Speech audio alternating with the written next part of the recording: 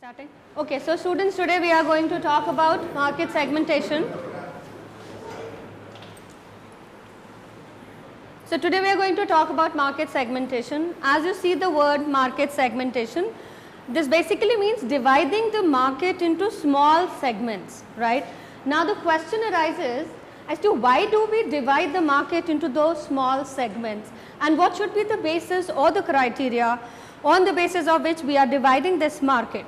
So before we talk about all those details, let's first of all understand the background of it.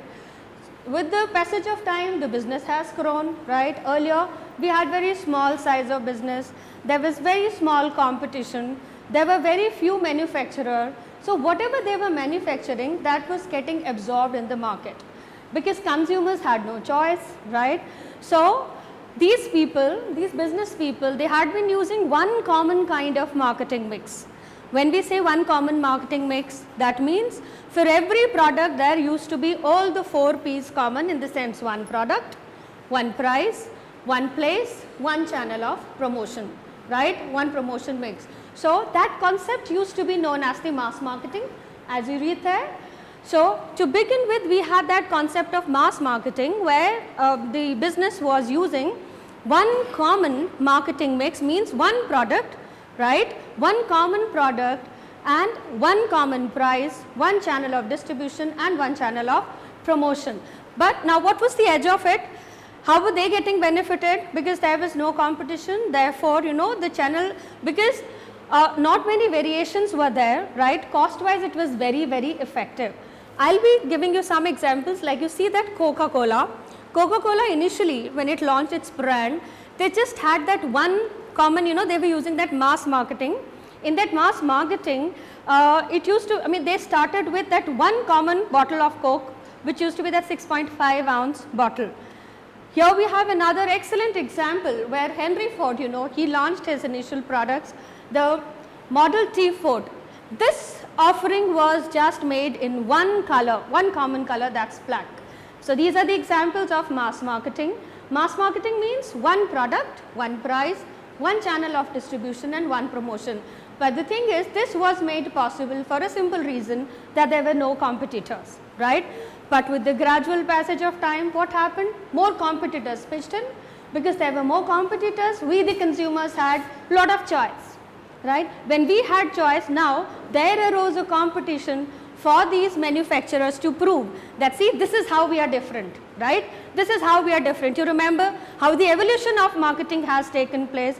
We moved on from that production concept to the product concept, right? Thereafter we moved to the marketing concept where we said the customer satisfaction, that's the most important thing. We said customer devo bhava, right? So you say a thing and then we are going to do for that. Prior to this, we had the sales marketing where the manufacturer had the feeling that, see, it's me the manufacturer who is going to create the product, who is going to generate demand in the market, right?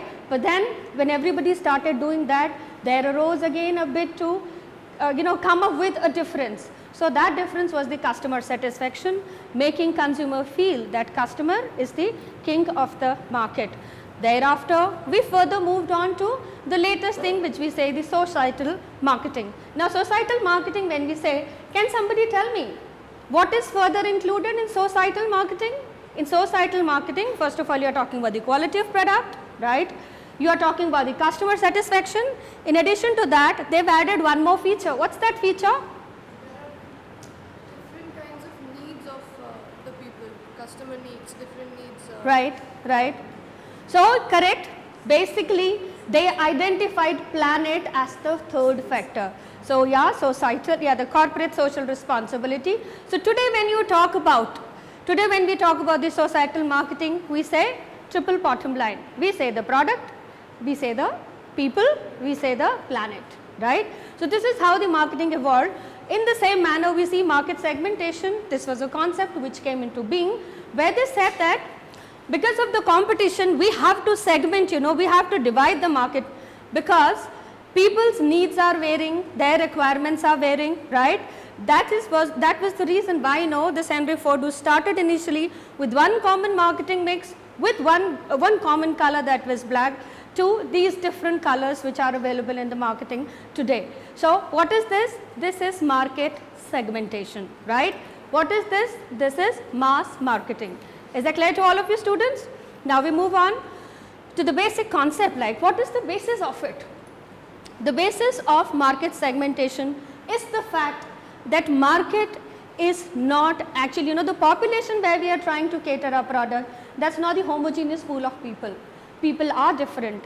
They are different with respect to the ages, they are different with respect to the income, they are different with respect to the household component, right? They are different on the basis of geography, they are different on the basis of psychography. So there arose a need to now divide, categorize these different, heterogeneous kind of pools to small homogeneous kind of segments, and cutting down that big heterogeneous pool of population to that small homogeneous pool is what is known as the market segmentation. So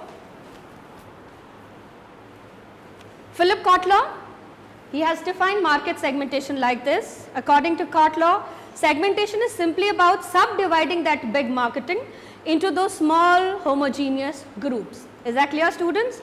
Now, so basically through market segmentation, what are we doing? We are simply making an attempt to cut down that big heterogeneous population to the small homogeneous group, and these small homogeneous groups have some kind of identifiable significant differences, right? You cannot say that, see, this is my one segment and this is my one segment. So when I am categorizing this entire heterogeneous market to the small homogeneous group, the factor, on the basis of which this categorization is being done, this has to be something which is actually perceptible.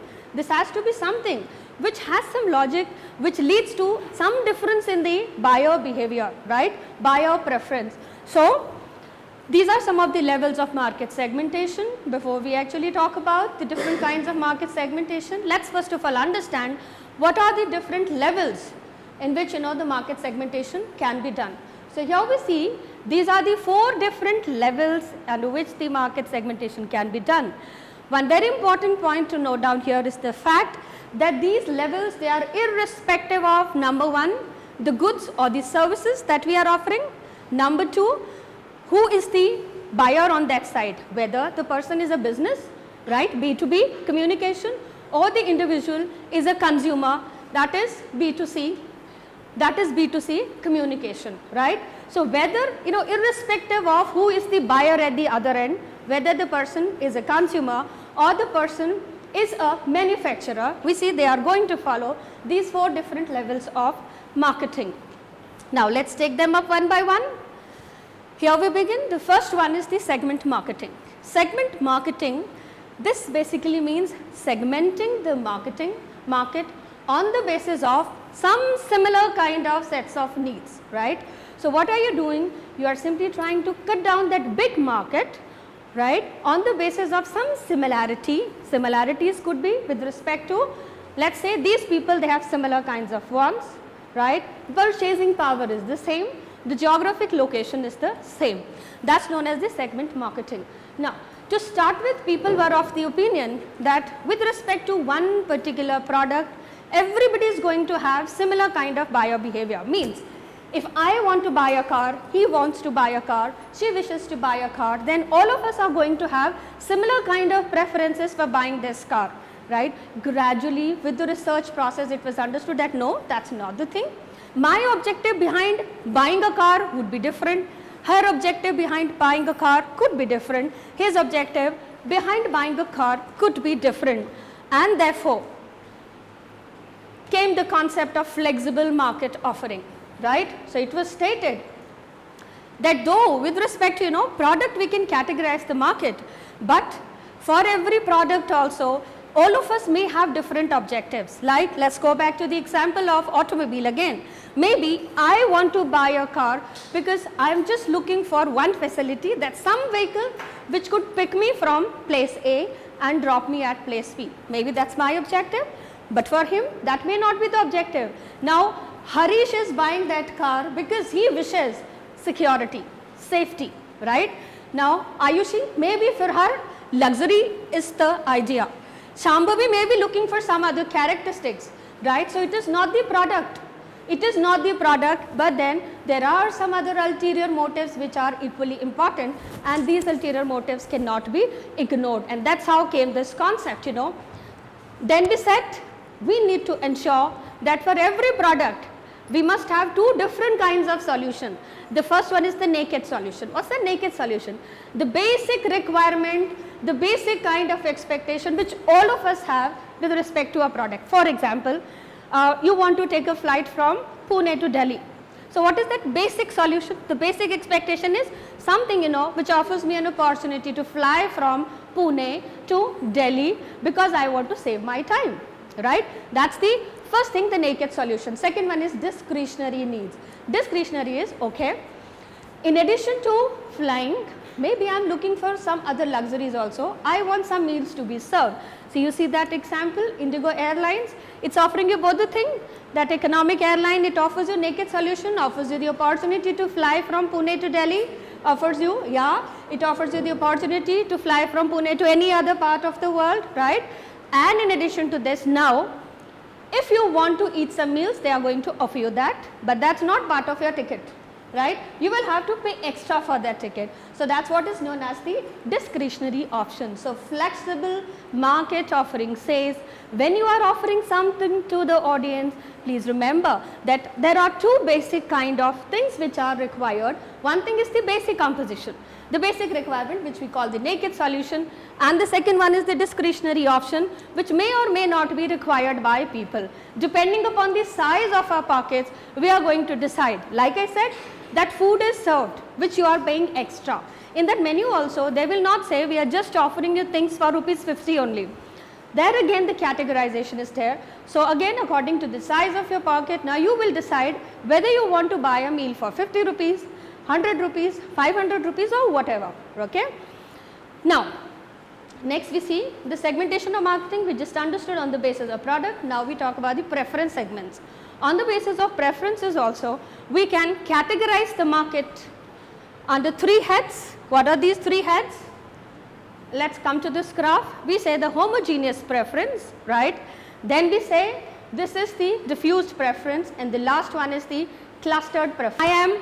I want to offer you people ice cream, right? So now I ask you all, whether in ice cream, right, what are your preferences with respect to cream, number one? What are your preferences with respect to sugar? Okay, one possibility could be entire class says, ma'am, ice cream means rich sugar, right? Ice cream means rich cream. When entire class is agreeing for one common kind of a taste, then we say that's the homogeneous preference, right? There's no chain, one common kind of. So basically, what is this homogeneous preference? This is an area where the mass marketing can be adopted because the entire market has a very common kind of a preference. Contrary to this, we have the diffused preference. In the diffused preference, no consumer is at consensus with, like what is her preference doesn't match to her preference doesn't match with his preference, okay. Going back to the same example of ice cream, here maybe I say, fine, what do you think about the sweetness and the creaminess of the ice cream? So maybe she says, ma'am, cream should be fine, but sugar I cannot tolerate. She may say, ma'am, low sugar, less cream, right? Accordingly, we may have different kind of combination, right? From the people who are very health conscious to the other category of people like me who would say, how does it matter? Ice cream means ice cream, let me enjoy this ice cream. Thereafter, maybe I might go and work out, right? So that's known as the diffused preference, where people, they have different choices, and that's what you see in this ice cream also, different flavors you name, and then the flavors, right? Different with respect to creams, with respect to flavors, with respect to sugar, creaminess. Now this is the third category, clustered preference. In the clustered preference, now this is a middle kind of a preference where we say 10 people, they vote for one kind of a taste, 10 people they vote for another kind of a taste, 10 people they vote for another kind of it, right? That means the entire consumer pool, this could be divided into small groups, right? So maybe we say teenagers, right? Teenagers, they say teenager boys, that could be one cluster, right? They say khao piyo ash karo and then go to gym, work out. Teenager girls, they say no, nothing doing, Gym we are going, but then still we are not going to, we won't